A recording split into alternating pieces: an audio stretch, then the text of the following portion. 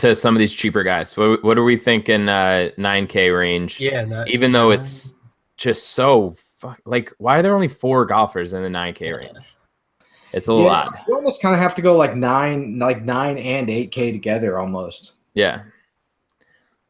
So who you liking there, Moose? I'm liking Berger and Finau. Noren wouldn't be a bad play. He when we're talking so much about approach, he was lights out in approach last week. Was that an anomaly or is that a new thing? That's kind of the thing. He gained so many more strokes approach than he typically does last week. He didn't play particularly great around the green or putting. It was all off the tee and approach. He can keep that up, good for him too. But so if of these 4, I think I'm going to go Berger and Finau. Leishman's always a great play too because he kind of goes under own. But right now we have him as he's about mid-range in this range. Somebody tell me I'm an idiot. Burning out, like getting all the way to Monday, having to stay the extra day, get up, get prepared, come out there, come flat, lose the tournament, and like have to sulk to the next week. Are we worried at all about it, like him not showing up? Or because I don't know if he stays as low owned as Fantasy National has him right now. I kind of doubt it. But like, is anybody concerned about Noren and just kind of him showing up flat this week? Maybe that was the first cut. It was the first cut he made on U.S. soil last week, and it happened to be in contending for a win. Yeah, no, I mean, he'll be fine. Noren's a great player. He won 5 times worldwide. I just don't know.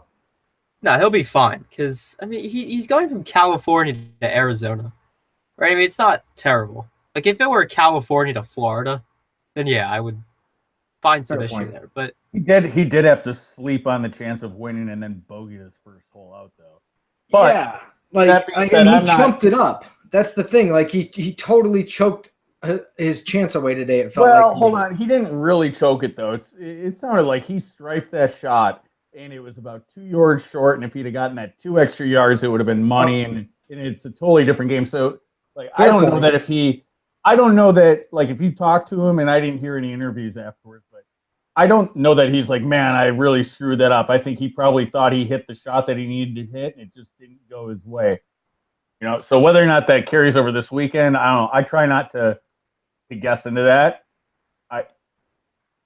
He's also, it's not like he's like some young punk. Like he's also, he's a little bit on the older guy that's side, won. Like yeah. Yeah, like I think he can bounce back from that. I'm not, if it was, if it's a young guy, maybe I'm a little concerned, but I think he can bounce back. Okay. Well, if he stays as low owned as it looks like, I'll probably have a little more Noren than most. I like Berger in this range. This could be a spot where Berger finally gets another win outside the TPC Southwind.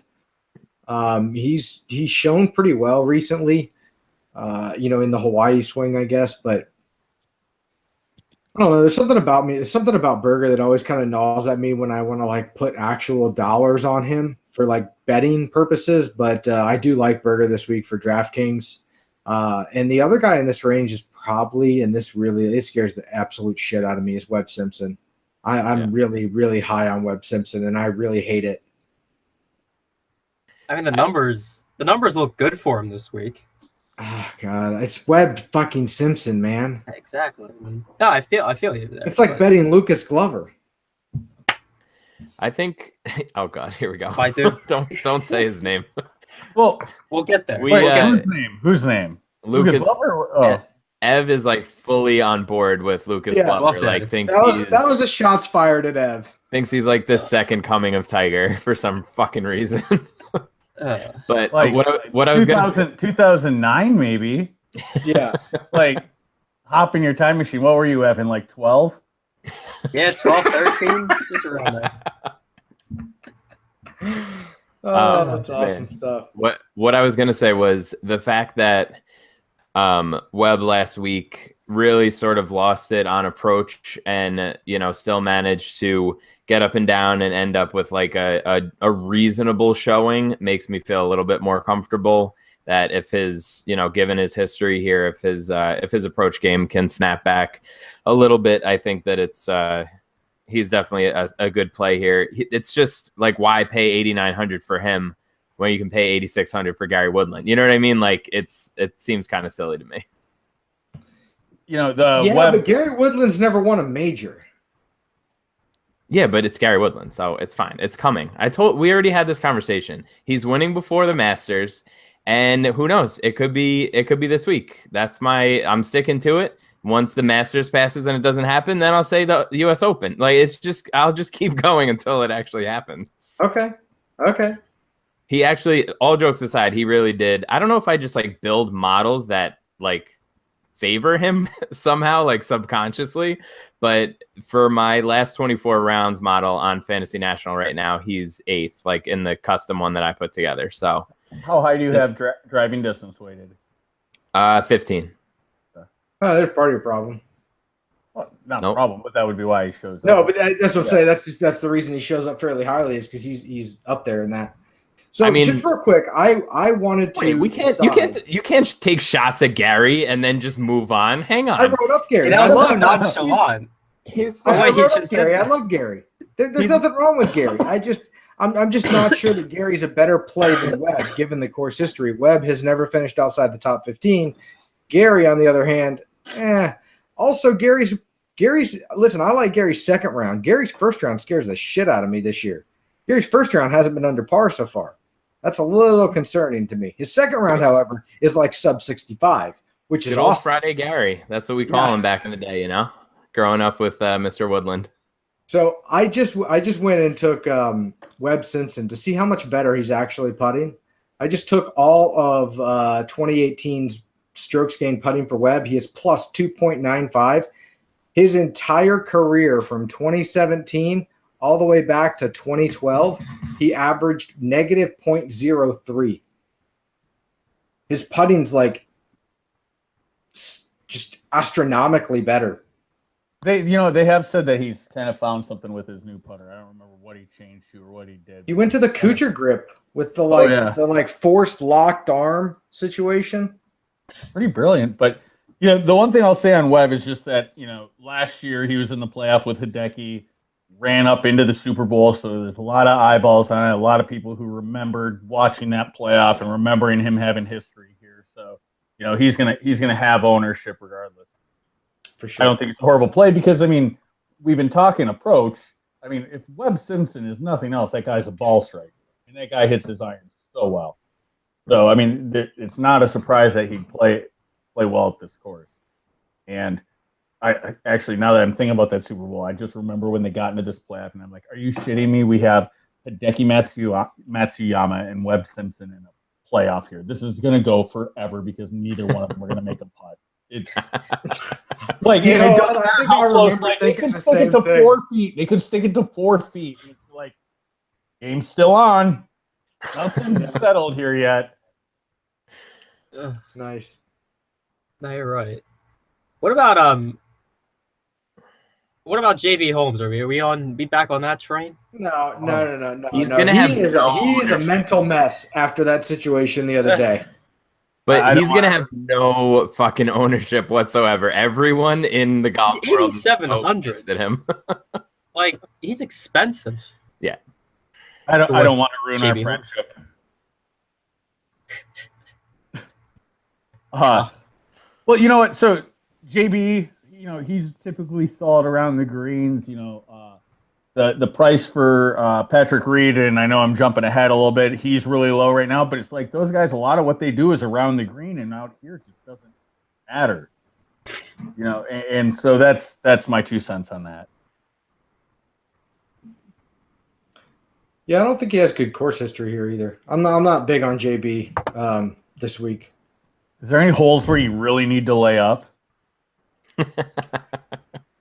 Fair point. He has a 6th here. But yeah, I don't know. JB doesn't do it for me this week. Woodland's not doing it for me. Phil, maybe Phil for the scoring, prospects. He does tend to score better than, most. Matt Kuchar. The return of Cooch. Come on, let's go. Yeah, him and his Skechers. Yeah, I think the guy I probably like the most is Austin Cook, though. Yeah.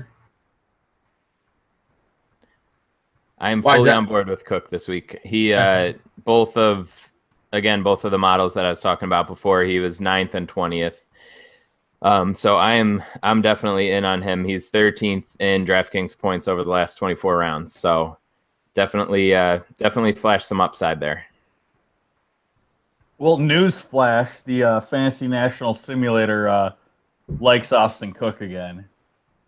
If you've been paying attention, if you've been paying attention, the simulator's kind of got him. Dude, the simulator's got a hard on for Austin Cook. Yeah. But it's been pretty good. I mean, oh no, it's a good. I'm not saying it's a bad thing. I'm just saying, I know. Like, well, so to be honest, like all of a sudden, like the first couple of weeks, Austin Cook's like popping. I'm like, hey man, I really need to figure out something with guys who don't have a whole lot of rounds. But it's like, I mean, if he's gonna be performing. I mean, I kind of thought the same thing. As Moose and I, when he first launched it, we shot some text messages back and forth, and I kind of thought the first couple of weeks that it might just be a little bit of recency bias in the model that, like you said, guys that don't have a lot of rounds and stuff kind of pop a little bit higher just because of small sample size. And, I'm not sure if it maybe is the talent of this year and it's just kind of like the bubble that we're in. But, the guys that have flashed so far this year, I think have been legitimate. And I think Austin Cook is going to continue to exemplify that this week. I'm not scared of Austin Cook. The model like Chess and Hadley a lot the last couple of weeks, and he performed well. Kind of right in line with the model. So maybe the model knows something we don't. Machines are taking over, man. But I like Austin Cook one way or the other. Well, the simulation. I mean, you do know that we live in the simulation, right? We could, man. We could absolutely live in the simulation. I mean, shit. If you ask Kyrie Irving, we're living on a flat Earth. So, oh god, I guess anything's possible. Kyrie sucks. I don't care what anyone tells you. Kyrie sucks. Flat Earth isn't possible. Just for all you listeners there, if you seriously, there's flat Earth, just send me some DMs and I'll love it. Like have this. If you believe in flat Earth, I've got an oceanfront property in Arizona, and just send me the checks. If you think there's a flat Earth, you need to turn this off and please unsubscribe. No, I mean, you got to hear their arguments, though. They're we don't. They're science. They're not arguments. They're just dimwits. I mean, people legitimately believe this, though. People are genuinely fucking stupid too. This is what happens when we have the the 21-year-old on. We've evolved. Moving on from the flat earthers and from Austin Cook, I do like Ryan Moore below him as well. I haven't even dished out the real conspiracies yet. Just wait. Oh God.